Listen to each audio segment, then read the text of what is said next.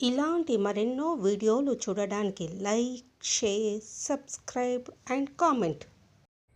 ఈరోజు ఈ వీడియోలో 2026 సంవత్సరంలో శబరిమల శ్రీ అయ్యప్ప స్వామి దేవస్థానంలో మకర విలంకు మహోత్సవము ఎప్పుడు నిర్వహిస్తారు, తేదీ, సమయము, పడిపూజ అంటే ఏమిటి, ఎప్పుడు జరుగుతుంది, పూజా విధానం ఏమిటి అనే విషయాల గురించి తెలుసుకుందాము.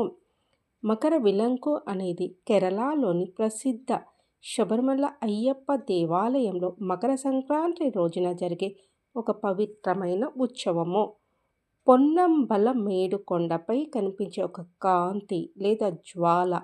దీన్ని అయ్యప్ప స్వామి భక్తులు తమ భగవంతుని దివ్య రూపంగా భావించి దర్శించుకుంటారు. ఇది సూర్యుడు మకర రాశిలోకి ప్రవేశించడాన్ని సూచిస్తుంది. అయ్యప్ప స్వామి జన్మ రహస్యంతో ముడిపడి ఉంది మరియు వేలాది మంది భక్తులు ఈ అద్భుతమైన దృశ్యాన్ని చూడడానికి హాజరవుతారు. శబరిమల శ్రీ ధర్మశాస్త్ర అయ్యప్ప స్వామి దేవస్థానంలో 2026 సంవత్సరపు మకర విలంకు లేదా మకర జ్యోతి 14వ తేదీ జనవరి 2026 బుధవారం నాడు భక్తి భావంతో ఘనంగా నిర్వహించబడుతుంది. శబరిమల ఆలయానికి దగ్గరలో ఉన్న పొన్నంబలమేడు కొండపై మకర సంక్రాంతి రోజున సాయంత్రం 6:30 నుంచి 6:55 వరకు ఈ సమయంలో పొన్నంబలమేడులో మకర జ్యోతి మరియు మకర విలంకు 3 సార్లు దర్శనం ఇస్తాయి. మకర జ్యోతి రోజు ముఖ్య ఘట్టాలు. మకర జ్యోతి రోజున పందలం మహారాజుల మహల్ నుంచి 3 పెట్టెలలో పవిత్ర తిరువాభరణాలు శబరిమలకు తీసుకురాబడతాయి.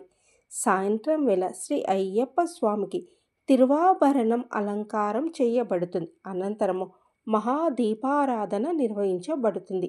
అదే సమయంలో పొన్నంబలమేడులో మకర జ్యోతి 3 సార్లు దర్శనం ఇస్తుంది. ఈ పవిత్ర గడియలో భక్తులందరూ భక్తితో తమను తాము మరిచి భగవంతుని దర్శించి ఓం శ్రీ స్వామియే శరణమయ్యప్ప అని జయ జయ ధ్వానాలు చేస్తారు. మకర జ్యోతి దర్శనం కనబడే ప్రదేశాలు: సన్నిధానము, పాండితావలం, మాలికాపురం ప్రాంతం, అట్టతోడు, నీలిమల, పుల్మేడు, శరన్గుత్తి, మారకూటం.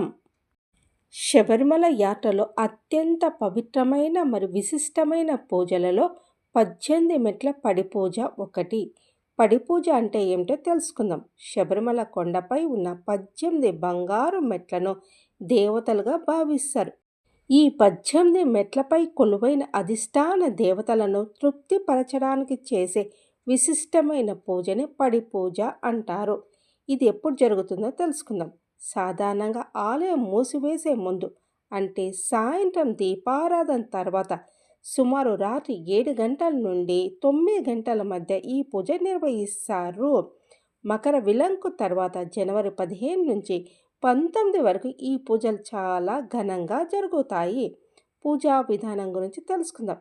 తంత్రి ఆధ్వర్యంలో అనగా ప్రధాన అర్చకులు ఈ పూజలో జరుగుతుంది.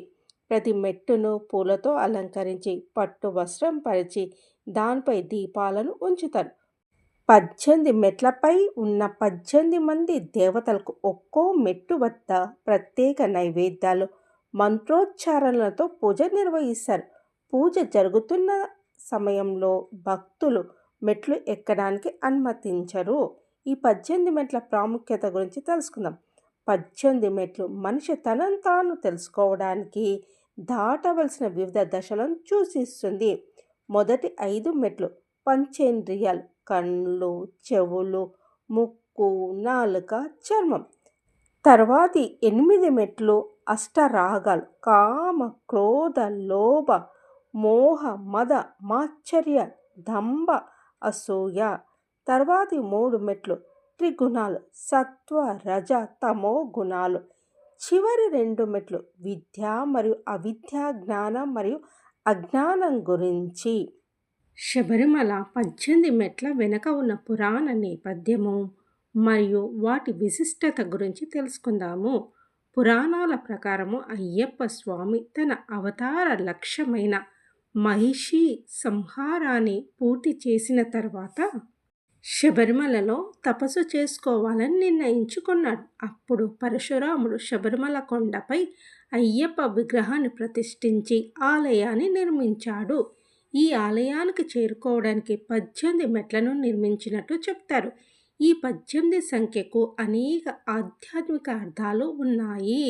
వ్యాస మహర్షి రచించిన 18 పురాణాలకి ఇవి ప్రతిరూపాలు. అయ్యప్ప స్వామి శబరిమల చేరుకున్నాక తన దగ్గర ఉన్న 18 ఆయుధాలను ఈ మెట్ల వద్ద వదిలివేసి తపస్సులోకి వెళ్ళాడని ఒక కథనం ఉంది. అందుకే ఈ మెట్లు ఎక్కే ముందు భక్తులు తమ అహంకారాన్ని వదిలి వెళ్ళాలని చెప్తారు.